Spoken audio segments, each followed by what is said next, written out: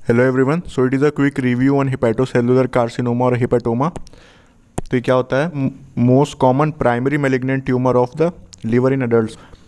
उसके बाद क्या है? रिस्क फैक्टर क्या है? रिस्क फैक्टर में होता क्या है? Chronic liver disease are most common setting for emergence of hepatocellular carcinoma. अगर किसी को क्रॉनिक लिवर डिजीज है ना, तो क्या है, उससे वो किस में प्रोग्रेस हो सकता है? हिपैटोसेलुलर कार्सिनोमा में। अब इसके रिस्क फैक्टर क्या क्या होते हैं? क्रॉनिक हेपेटाइटिस क्या है? सबसे मोस्ट कॉमन कॉज होता है हिपैटोसेलुलर कार्सिनोमा का हेपेटाइटिस बी वायरस। फिर उसके बाद क्या है? Hepatitis C virus. ये दोनों वायरस क्या करवाते हैं? Chronic hepatitis. अब ये क्रॉनिक लिवर डिजीज जो होती हैं, ये इनका मतलब पैथोजेनेसिस कैसे होगा, हिपैटोसेलुलर कार्सिनोमा कैसे डेवलप होगा? तो इसमें कुछ ऐसा रहता है कि जैसे ये मान लो हिपैटोसाइट्स हैं और उनमें क्या हुआ? डैमेज हुआ। जैसे हेपेटाइटिस हुआ, किसी वायरस का इन्फेक्शन हुआ या अल्कोहल की वजह से, तो क्या उनमें इन्फ्लेमेशन होगा, है ना, हेपेटाइटिस, तो उससे क्या डैमेज होगा, फिर उसका रिपेयर होगा। तो ये डैमेज और रिपेयर की साइकिल चलती जाएगी। तो जब डैमेज और रिपेयर होगा तो उससे क्या हो सकते हैं? जेनेटिक मिस्टेक्स हो सकते हैं, उसकी वजह से क्या है? म्यूटेशंस हो जाएंगे, तो उसकी वजह से क्या हो सकता है? Carcinogenesis.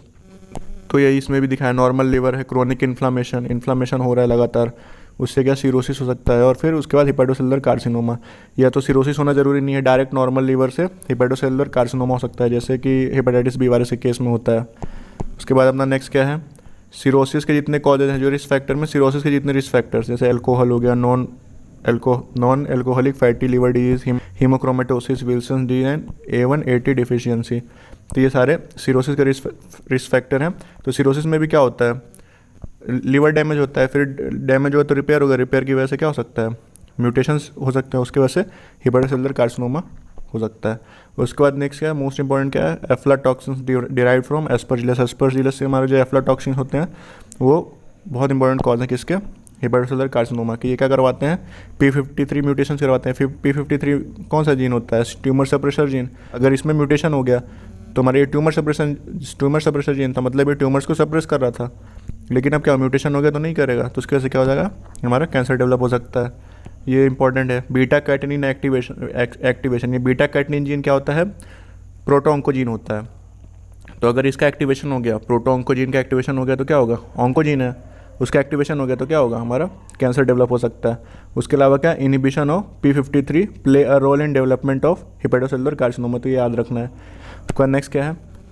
Increase risk for Budd Chiari syndrome. तो बर्ड कैरी सिंड्रोम क्या होता है? जैसे हमारे ये लीवर है, लीवर में क्या हुआ? ट्यूमर का मास कोई डेवलप हो गया, कोई ट्यूमर का मास डेवलप हो गया। अब वो क्या है? ये ट्यूमर क्या है? यहाँ से स्प्रेड करके किधर जा सकता है? ये हिपैटिक वेन्स है, इधर ये हिपैटिक वेन्स है ना, ये हिपैटिक वेन्स किस में जा रहे हैं? सुपीरियर इन्फीरियर वेना केवा में।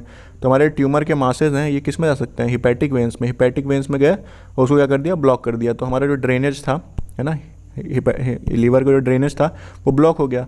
तो इसको क्या बोलते हैं? ये ट्यूमर मास जो इसको ब्लॉक कर देते हैं, है ना, आउटफ्लो को, तो इसे क्या बोलेंगे? Budd Chiari syndrome.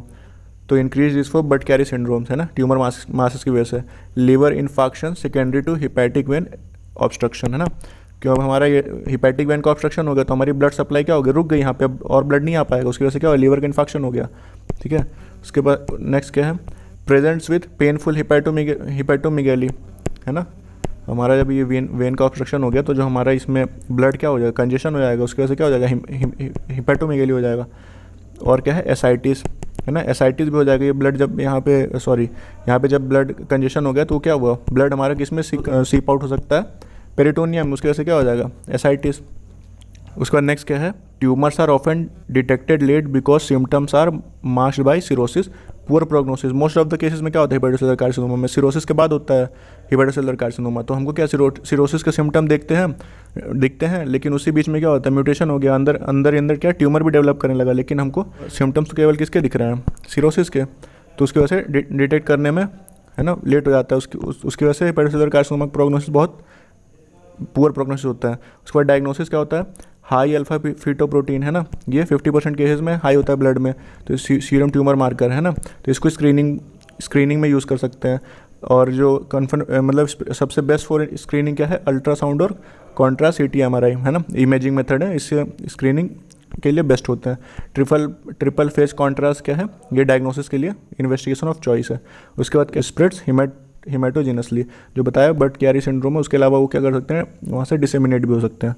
तो अगर वीडियो पसंद है तो लाइक कर देना, चैनल को सब्सक्राइब कर देना। मिलते हैं फिर नेक्स्ट वीडियो में।